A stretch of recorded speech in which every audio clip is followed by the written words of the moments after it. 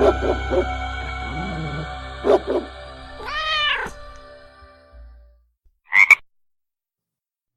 there, everybody. My name is Michelle Ann Olson.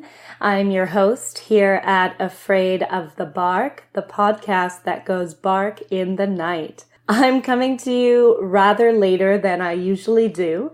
I'm speaking to you late on Thursday evening. It's almost midnight here as I'm recording. As you know, if you've been following on social media, I typically release new episodes on Wednesdays, but this week has been about 50 shades of crazy. So this episode 7 is coming at you. Hopefully, assuming everything quiets down in the next half hour, this episode will be coming at you on Friday as opposed to Wednesday. And I do apologize for that. It's not like me to record so soon before releasing an episode. Definitely not like me to miss a deadline. But there's just been a lot going on. Here in Toronto, it's been TIFF Week, the Toronto International Film Festival. And since I first attended the festival in 2009, actually on an internship, I was lucky enough to be interning at the festival at that time. Since then, I just can't resist the festival. I'm a movie lover, and TIFF is everything that's wonderful about the movies. You're watching films from around the world, like blockbusters, documentaries, foreign language films with other movie lovers. And one of my absolute favorite categories of film at TIFF is the Midnight Madness category, which is all like new horror, exploitation films, kung fu, right up my alley. So this week I've been trying to squeeze in screenings as I've been able to on top of work. In addition, I have been cat sitting this week at a house in Toronto, like a legitimate Victorian house, cat sitting for 2 cats, a client of mine. So that's had me out of my apartment and just kind of a little bit frazzled because it's this old, creaky Victorian house and I'm nervous sleeping in it alone, even though it's like a perfectly safe neighborhood and there's an alarm system and stuff. And then I'm going to watch these horror movies and I get home at like 2 a.m. and I can't sleep because I'm spooked from the horror films and I'm spooked because I'm in this house. Anyway, long story short, I'm a bit foolish. I overextended my schedule. I'm not sleeping because I'm so spooked.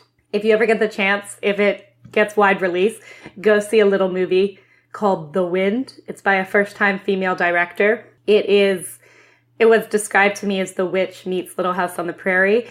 That's pretty much what it is, and it is spooky. So all of that to say, I'm tired, I'm spooked, and I'm coming at you late with this episode 7. I do apologize if that was a problem for you. I don't know how devoted my listeners are, if they're listening first thing Wednesday morning. If that's part of your routine, I'm sorry, and I'm hoping it won't happen again. So here I am with episode 7 of Are You Afraid of the Bark? And tonight we're going to be talking about horse ghosts, supernatural and ghost equines. Oh, also one more thing, because I am a foolish person, recording this on my phone with my microphone and pop filter, because I have my laptop at this house, not my desktop, and my microphone doesn't plug into my laptop apparently, which is great to learn at 11:33 p.m. when you set up recording for the episode that's already overdue. So if the quality of this episode differs from how it typically sounds, I do apologize. If it ends up sounding better, who knows? Maybe we'll take this on the road. It'll be mobile from here on out. Anyway, tonight, talking about supernatural horses and ghosts. I wanted to start with the concept of the nightmare. So I'm not talking about the word nightmare. I'm talking about the nightmare, as in a female horse, a night horse. So I wanted to just quickly talk about this concept before I get into my other stories. I had the impression through popular culture and even through depictions in art that the nightmare or the night horse was a fictional or mythological character representing the concept of bad dreaming, and that this character appeared in the form of a horse. And this might have to do with a really famous painting called The Nightmare, which was by Henry Fuseli. It's a 1781 oil painting. And I had definitely come across this work because having given haunted tours for so many years, so many of our haunted stories can really be boiled down to phenomena having to do with sleep. For example, the idea of sleep paralysis. And I had definitely seen this photo in researching sleep paralysis. So it's the photo of a woman, a portrait of a woman. She's in this just really exaggerated position of sleep with her head hanging off the bed and her arms over her head. And there's this ugly demonic creature sitting on her stomach. But in the background is the figure of the night mare or the night horse. It's this black mare watching this scene of this woman in the throes of a nightmare with this demon on her chest. And the horse has blank, staring eyes.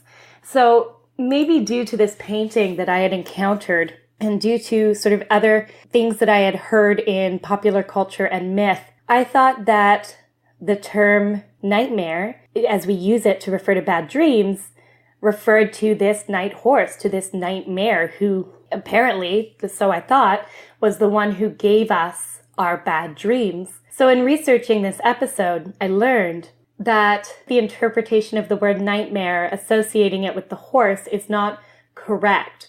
It has to do with etymology and other languages having different meaning for the word mare or mare or like mara. So the nightmare is a demon. This demon is the one who gives us our bad dreams. But in an interesting sort of turn, it is both people and horses who are affected by the demon, the nightmare. So people are affected by the nightmare when they have bad dreams, they fall asleep, and they feel pressure on the body in the area of the chest.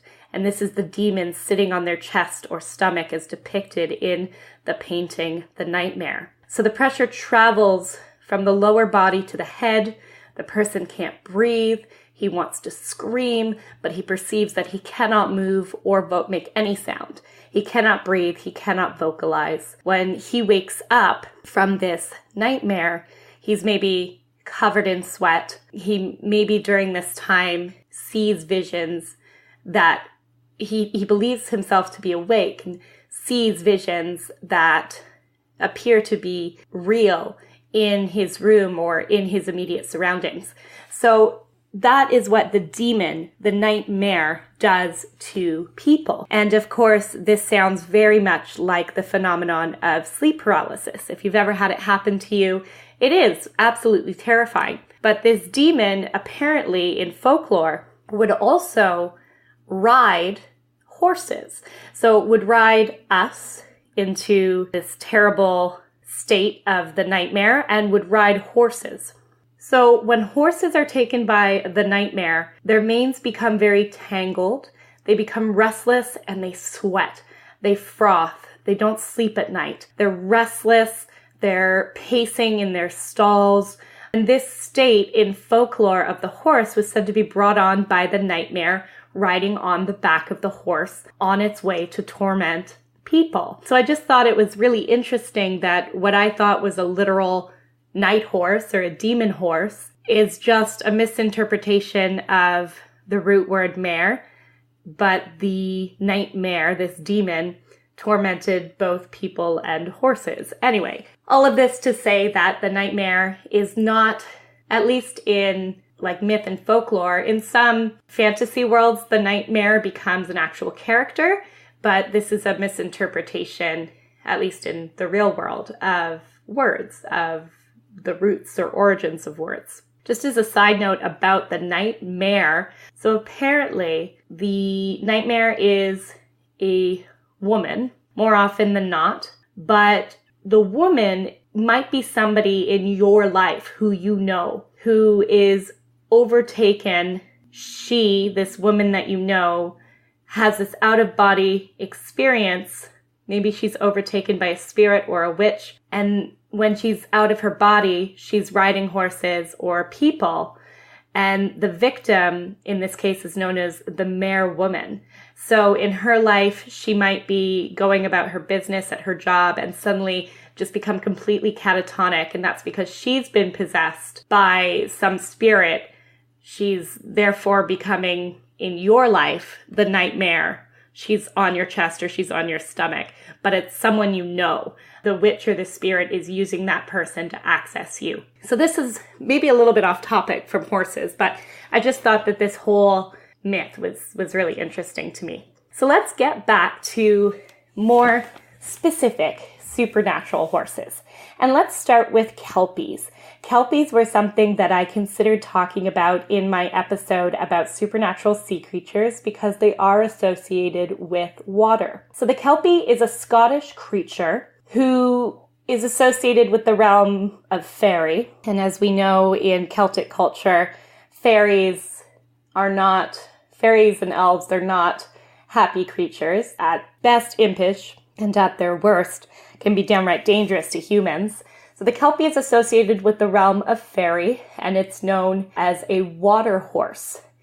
So the kelpie appears as a beautiful horse near or in running water, associated with rivers and lochs. It can be identified by two traits.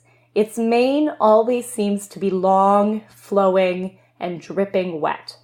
And if you look closely, and this really brings a chill down my spine, if you look closely, its hooves are facing the wrong way. So that is how you identify a kelpie. Now, when a kelpie appears before a person, it appears to invite them to approach it, to touch it, and maybe even to attempt to ride it. It appears very inviting and just an absolutely beautiful horse that most humans can't resist approaching. But the magic of the kelpie is that once a human touches it, the human's flesh adheres to its own.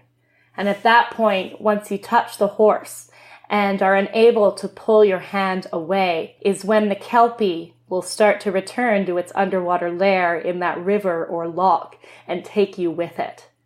Inevitably, you drown, and the kelpie will consume your innards.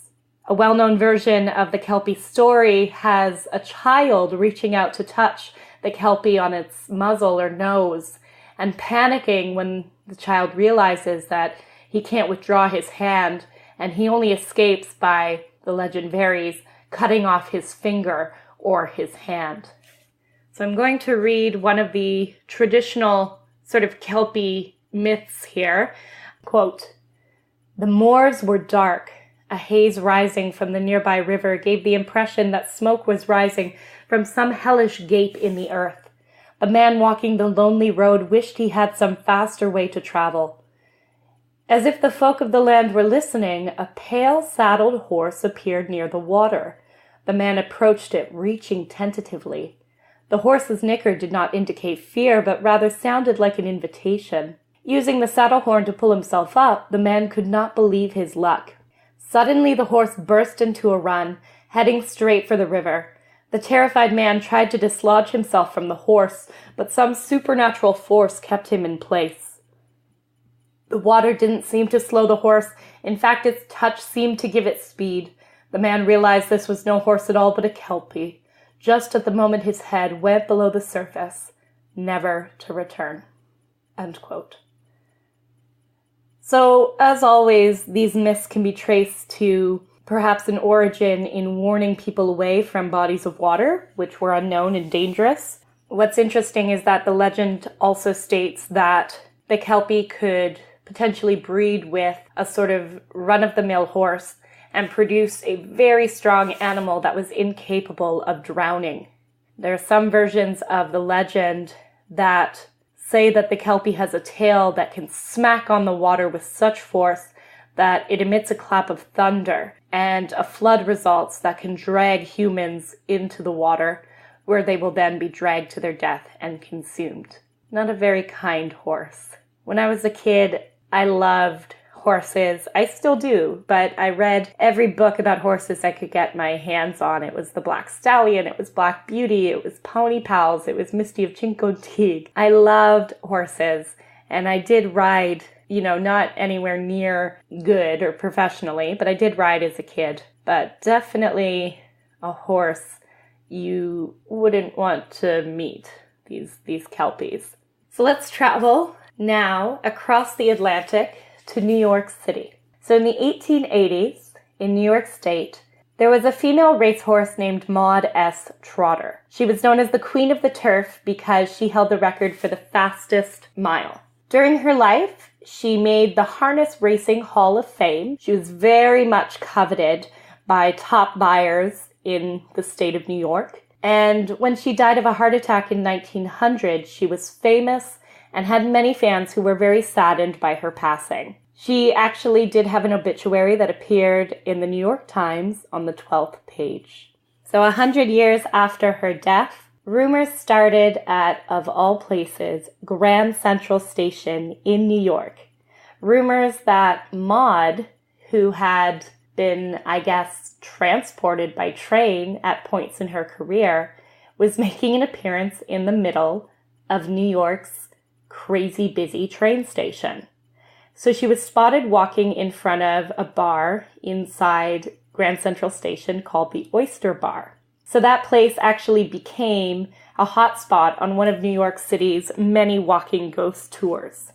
She's never been photographed, but many tourists at Grand Central Station claim to have seen a phantom horse walking through the station, and still others have reported hearing her snort or sort of whinny or neigh. Nobody can confirm whether Maud S. Trotter really haunts Central Station, but if you're going to make up a ghost, it's a fairly obscure animal to base it on. So, I don't know, I'm in favor of Maud still hanging around in this case. It's just too strange from start to finish for someone not to believe that they really saw her or heard her. Now we're actually going to travel back to Scotland. I'm not super versed in Scottish history or culture, but I guess that the horse maybe plays an important part because two of my stories here taking place in Scotland. This story coming out of the Orkney Islands. So they're a group of islands belonging to Scotland. And there's a place on one of these islands called Clumley. It's a very small town. Bad weather, apparently. But one reason why people stay away from Clumley is the legend of the white horse of Clumley. So on certain nights, it's said that you can see a ghostly white horse and its phantom rider come to reenact the events of their death so many years ago. At this time, and I'm not sure of the time frame, it's implied that it's years and years ago, two men were fighting for the affections of a lady. And she actually rejected both of them, so they fought until one of the men was killed by the other. The man who had killed the other hid his body in a stable until darkness fell. Then he saddled a white horse, he laid the body out on the saddle, and hopped on behind it, and they rode off into the night. There was a high wall separating the town of Clumley from the rest of the island, and he did persuade the horse to jump over that wall rather smoothly, not even disrupting or jostling the body out of place. So they continued on their way. He came eventually to a cliff, threw the dead body off it into the sea, and then he sat on the horse catching his breath. But suddenly, the translucent image of the man he had killed formed below in the sea foam, and before his eyes began to approach the shore. So this man was absolutely terrified. He kicked the white horse until it reached a fevered gallop. He urged it further and faster from the ghost of his victim. Sorry, I just got like a major chill. Again, I'm alone in this Victorian house, like telling these stories. I'm crazy. I must be crazy. Whew. All right, so further and faster from the ghost of his victim who pursued him. Then he saw that same wall coming into view, and he was confident his horse could make the leap because they'd already done it once. But the white horse was exhausted now and running too fast to plan his approach. So The horse tried to jump over the wall, but it was too high and he did not make it. He crashed through the wall, crumbling it beneath him, dying when he hit the ground, and his rider was thrown and died too. What's interesting is that in addition to seeing the phantom horse and rider, the residents of Clumley have never been able to repair the wall. Every time someone attempts to rebuild that section that the white horse fell through, the stones fall out of place, leaving the wall crumbled and in ruin. To this day, the wall has a gap.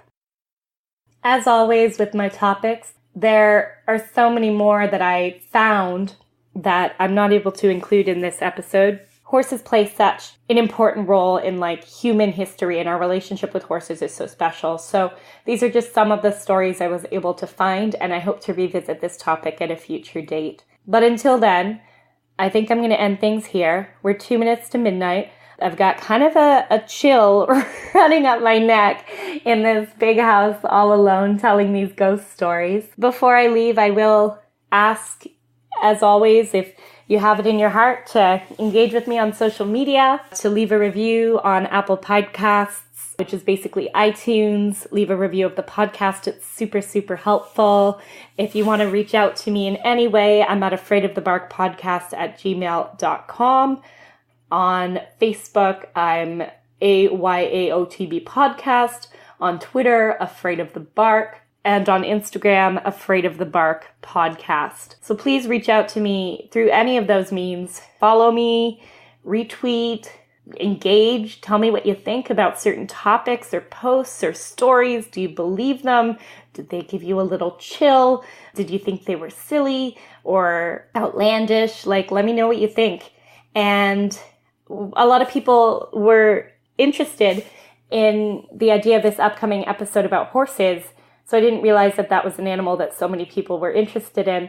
So if you want to hear stories about a particular group of animal or a region, or I don't know, if there's a certain myth that you know of that's based around animal characters or legends and you want to hear more about it, let me know. Totally open to those suggestions. Otherwise, I'm just going to keep running down my list of stories that I find every day about our animal.